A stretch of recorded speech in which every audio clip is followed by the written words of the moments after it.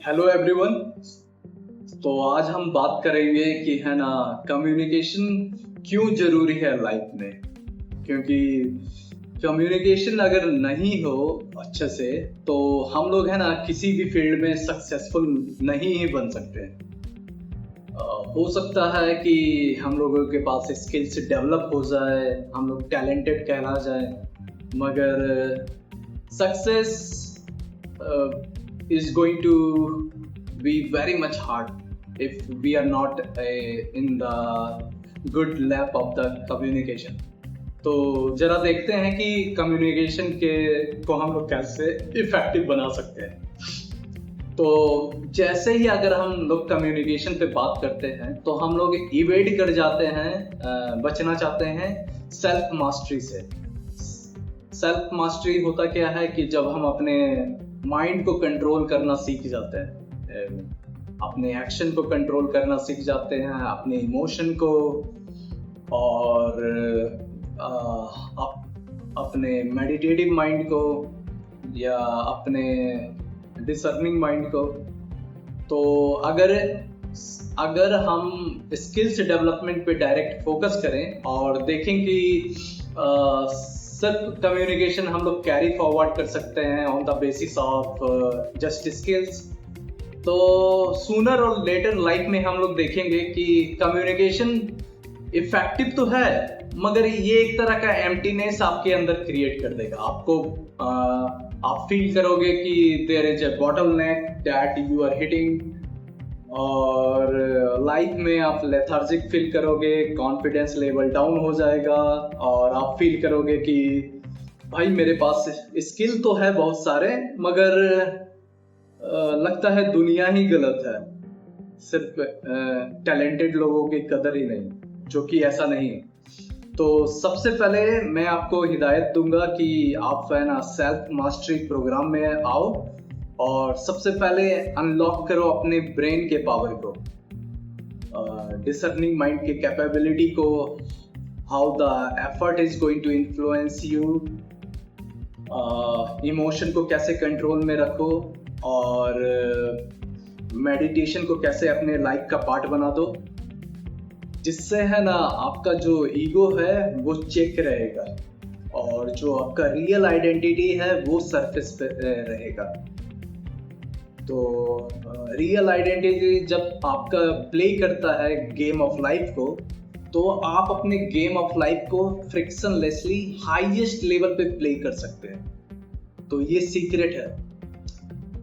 और now we are going to focus on the next part of the communication. तो जब भी हम कम्युनिकेशन करते हैं तो सबसे पहले जो जरूरी चीज है कम्युनिकेशन की, क्या हमारे पास है ना अवेयरनेस है कोई भी फील्ड की जिसके बारे में हम लोग बात कर रहे हैं, या सिर्फ हम लोग बात करना चाहते हैं रैंडमली, क्योंकि वो चीजें काम नहीं करेंगी अगर हम लोग रैंडमली बात करेंगे सिर्फ चीजों के बारे में। ओपिनियन नहीं चाहिए, एक स्ट्रक्चर वे चाहिए, क्योंकि ओपिनियन थ्रू आउट लाइफ सभी के पास है। तो हम लोगों को देखना है की इम्पैक्टफुल पीपल जिन्होंने कम्युनिकेशन के ऊपर काम किया हो। इन्फ्लुएंसर नहीं चाहिए, इन्फ्लुएंसर का क्या करोगे तुम, कुछ भी नहीं कर पाओगे। तो इम्पैक्टफुल पीपल को ढूंढो, और नहीं मिलते हैं कोई तो मेरे पास आओ और देखो कि है ना जो कम्युनिकेशन का पार्ट है, सबसे पहले जो चीजें हैं वो है अवेयरनेस। कोई भी चीज पे आपको बात करनी हो तो सबसे पहले आपको ढूंढनी है कि उसके बारे में आपको अवेयरनेस है, नॉलेज है या नहीं है। तो उसको फिक्स करो पहले, जिसको हम लोग कहते हैं द सीड ऑफ फिलॉसफी और द नॉलेज। अगर यही नहीं है आपके पास तो आप बात नहीं कर पाओगे। दूसरी बात है कि जो भी आप कम्युनिकेशन कर रहे हो और करना चाहते हो, क्या उसके बारे में आपको क्लैरिटी है। मतलब कहने का मतलब आपको क्यों करना है उसके बारे में पता है।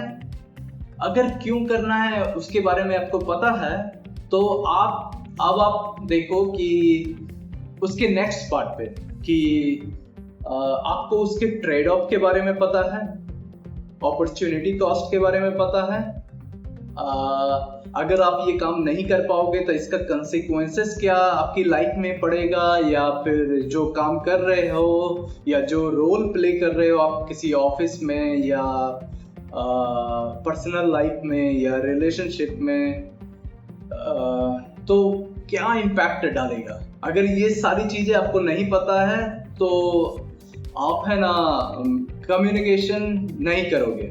There will be no impetus, कोई ड्राइवर नहीं होगा, ड्राइविंग इंजन नहीं होगा, और मोटिवेशन नहीं मिलेगा। मोटिवेशन मिलता है चीजों को करने से और उसके इम्पेटस से, क्यों करना। और तीसरी चीजें हैं हाउ टू कम्युनिकेट, कैसे आप है ना कम्युनिकेशन करते हो।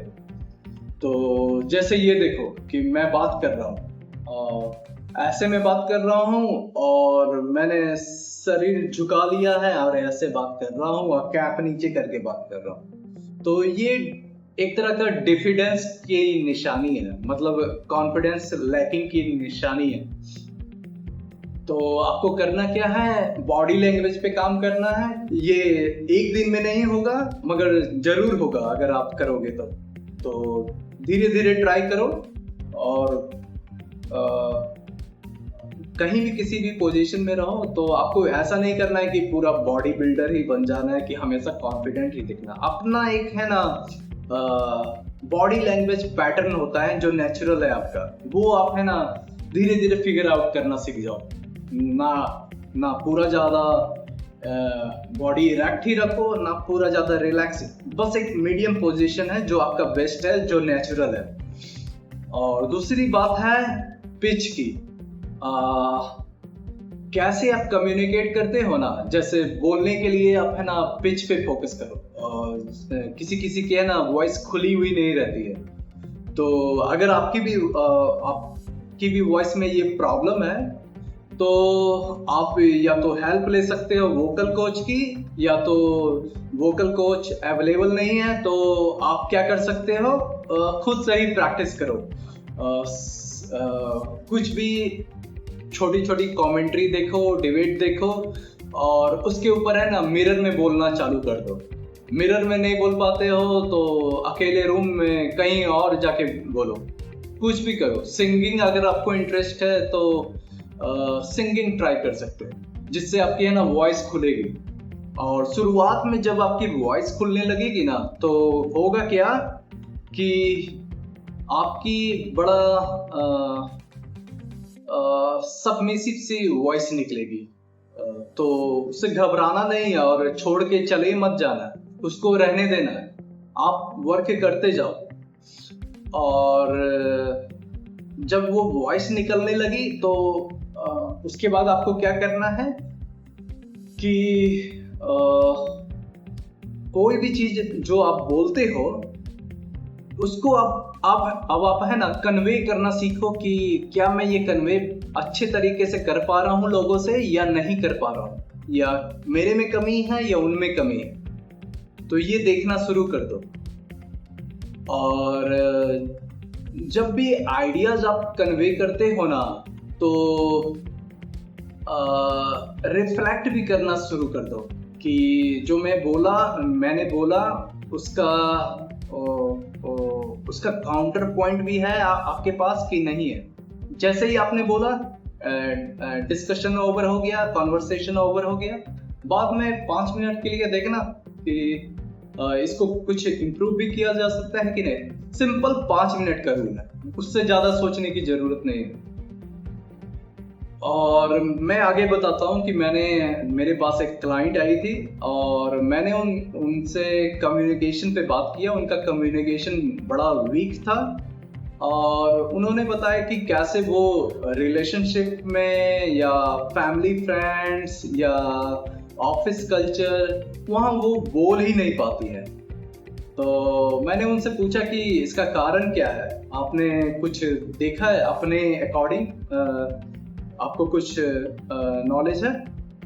अगर आप मेरी जगह हो तो आप क्या चीज पे फोकस ज्यादा करना चाहोगे?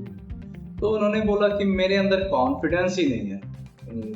कहने का मतलब कि मैं जो बोलना चाहती हूँ मुझे लगता है कि मैं बोलूंगी तो किया है और ज़्यादातर केस में बुलडोज हो गई हूँ, मीटिंग्स में भी या फैमिली ओपिनियन में भी या फ्रेंड्स के साथ या फिर कुछ भी इंटरपर्सनल ओपिनियन में।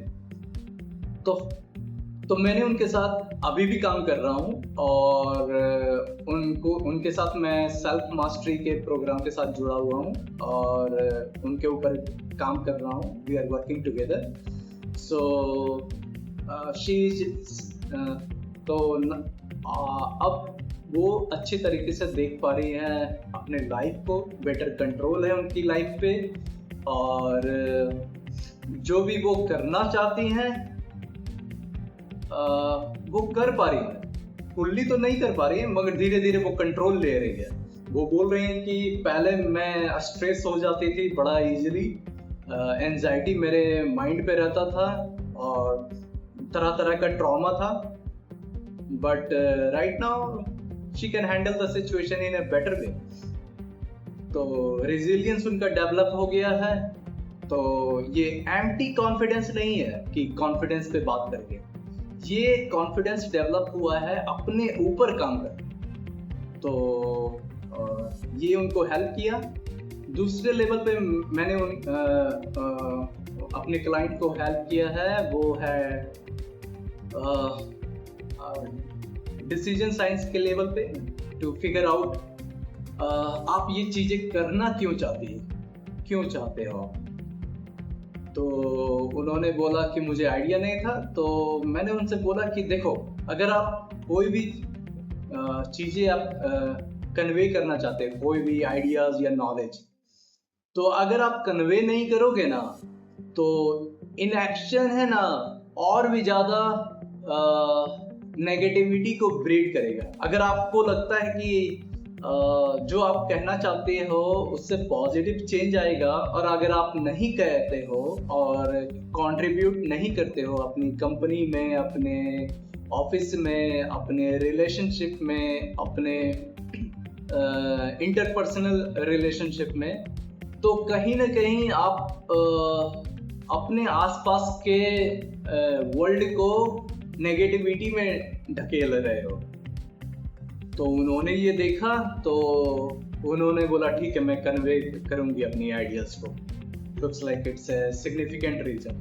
तो मैंने कहा ठीक है, बट मैंने उन्हें एक वार्निंग भी दी कि आपको हमेशा नहीं बोलना है। तो उन्होंने बोला क्यों? मैंने बोला कि जब आप हमेशा बोलने लगोगे तो आपका वेट नहीं रह जाता। ऐसा नहीं कि हमेशा नहीं बोलने का वाले का वेट नहीं रह जाता। मैं बोल रहा हूँ कि आप फोकस करो कि जो आप बोल रहे हो वो वर्थ है कि नहीं है। सिर्फ बोलने के ख्याल से मत बोलो, कुछ वैल्यू ऐड करो या तो चुप रहो। और तीसरी चीज हम लोगों ने फोकस की वो है हाउ टू कम्युनिकेट, कैसे हम कम्युनिकेट करें। तो हम लोगों ने बॉडी लैंग्वेज पे काम किया, हम लोगों ने पिच पे काम किया, हम लोगों ने उन्हें बोलने का तरीका बताया कि कैसे करके आप है ना मिरर में बोलते जाओ, और या फिर कोई डिफिकल्टी हो तो मेरे साथ बोलो as a playful child, not like a maestro. So initially मैंने पहले उनसे बात की तो उन्होंने बोला कि मुझे शाइनेस होती है, मुझे डिफिडेंस लगती है, मुझे लैक ऑफ कॉन्फिडेंस होती है। तो मैंने कहा कि कोई भी टॉपिक आप चूज करो जिस पे आपको बोलना है, कोई भी जिब्रिस जिसमें आपको इंटरेस्ट हो। वहाँ से हम लोगों ने शुरुआत की और अब वो ऑफिस में भी बोल रही है, पर्सनल लाइफ में भी बोल रही है, दोस्तों से भी डिसएग्री करती है और वैल्यू ऐड करती है। और इसी तीसरे पार्ट की एक सब पार्ट है, वो है कि हम लोगों ने फोकस किया कि आइडियाज जब भी हम लोग एक्सचेंज करेंगे, कुछ भी चीज कम्युनिकेट करेंगे, तो हम लोगों का फोकस किसी को डिसआर्म करना नहीं होगा, हम लोगों का फोकस होगा आइडियाज को कन्वे करने में। तो वो बोले कि अच्छा ये तो इंटरेस्टिंग पर्सपेक्टिव है कि हम लोग है ना किसी को हर्ट नहीं करना चाहते, जस्ट आइडियाज को भी है ना बुलडोज होना देखना नहीं चाहते। तो ये दोनों चीजें साथ में चलती है कि आइडियाज भी कन्वे हो जाए और किसी को हर्ट भी ना हो। तो ये था आज का इनसाइट। आपको कैसा लगा? अगर आप भी कम्युनिकेशन में प्रॉब्लम फील कर रहे हो तो you can reach out to me. और मेरा 3 प्रोग्राम चलता है, एक सेल्फ मास्टरी का, एक डिसीजन साइंस का जो डिसीजन मेकिंग साइंस है, और तीसरा है एक स्ट्रेटजी का। आपको लाइफ में इन 3 सेगमेंट ऑफ लाइफ में किसी भी तरह की प्रॉब्लम हो, आप हमें रीच आउट कर सकते हैं। Love and gratitude to all, hope you are enjoying your life well. Till then, bye.